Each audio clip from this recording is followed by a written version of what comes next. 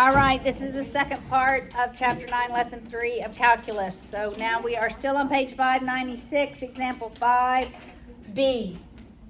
So example 5b says the sine of pi over 12. We're going to use the half angle identity. Is pi over 12 half of another angle? It's half of what? Pi over 6, that's right. So it's half of pi over 6. What quadrant is pi over 12 in?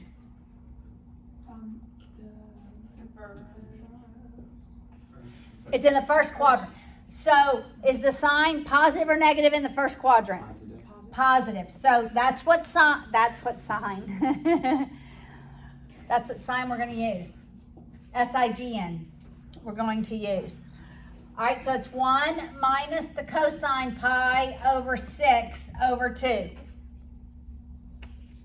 All right, what is the cosine of, I'm not going to keep writing the positive because positive is always assumed. What is the cosine of pi over 6? It's square root of 3 over 2. Square root of 3 over 2 because it counts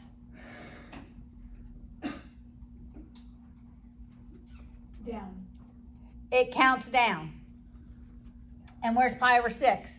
It's that first one. Square root of 3, 3 over 2 over 2. Common denominator in the numerator. 2. So it's 2 over 2, right? So it's 2 minus square root of 3 over 2 over 2, all under the radical.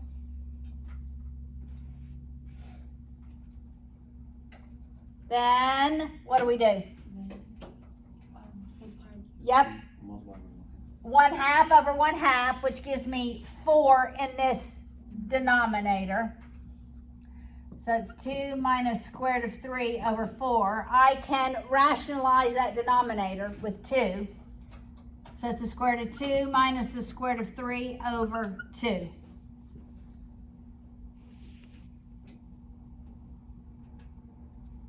All right?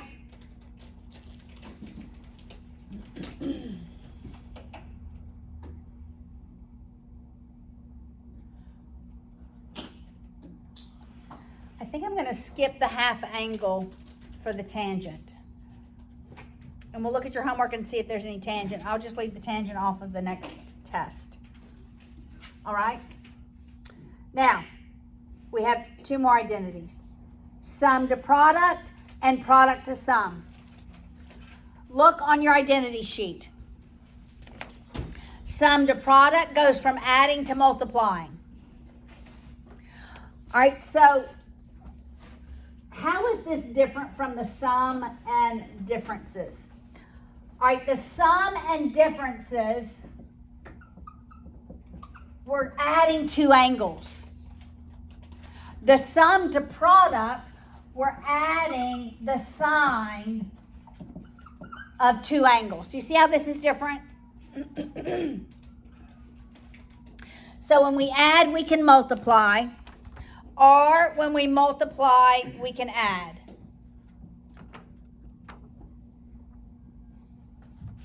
Got it? So we're going to use these to prove identities. And there's only one example. And it's on page 600.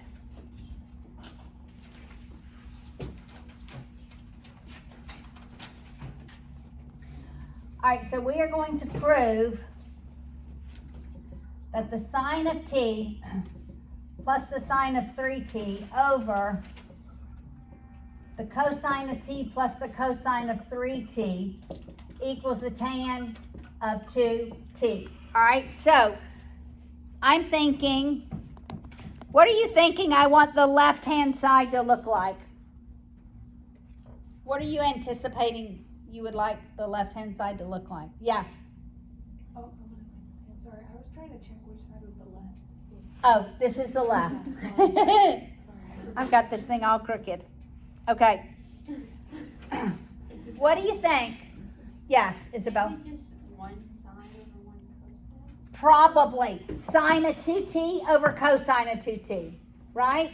Right. So I'm going to break down the 3t. I'm going to make this look like t plus 2t. That's how I get the t in there. T plus 2t. Does that make sense so far?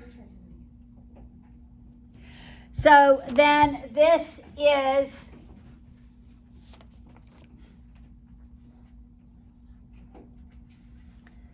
we'll just take this one.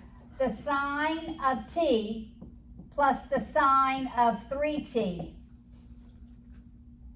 Where's that identity? It's the sum. So it's on the bottom of page 599, or it's in the middle of this formula.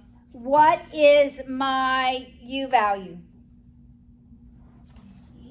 U is t. What is my v value? I wish that they just would use x and y, but they use, in the textbook they use y, x and y, but on that little sheet. All right, so the identity says when I'm adding, it equals 2 times the sine, just straight off the sine is not in parentheses yet. The sine of t plus 3t over 2 times the cosine, isn't it the cosine? Cosine, I can't spell. And we subtract cosine t minus 3t over 2. So we're just dealing with the numerator right now. Got it? All right, so now let's simplify.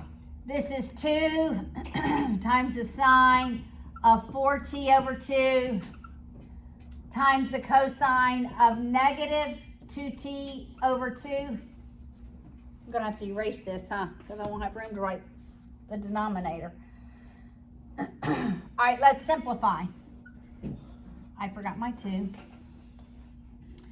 This is 2 times the sine of 2t times the cosine of negative t. Okay. Do you notice something that I could possibly change?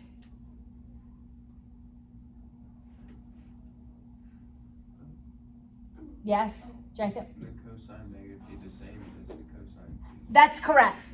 This is the same as 2 sine 2t times cosine t. Right? Because cosine x equals cosine negative x. Okay, this is where you also have to remember this other one. What is the sine negative x equal? Negative sine x. I thought it was negative x, sorry. Got it? Okay, I'll move over here to work on the denominator. So here's our denominator. I'll just erase this. All right, our numerator, we're going to use the cosine plus the cosine, so it's the third one under sum to product. All right, got it? The third one here on your sheet.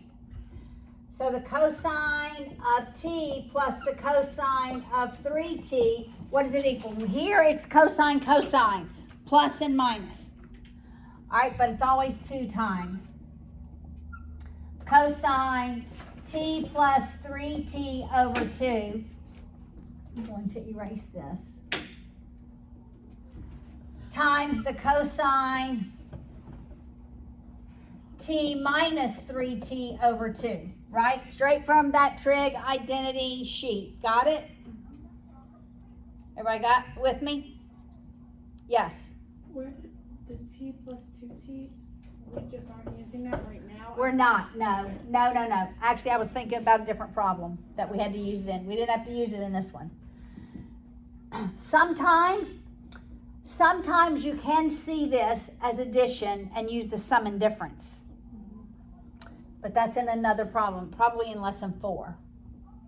All right, so let's simplify this to 2 cosine 4t over 2 times cosine, what is that, negative 2t over 2. So it's 2 cosine 2t cosine negative t.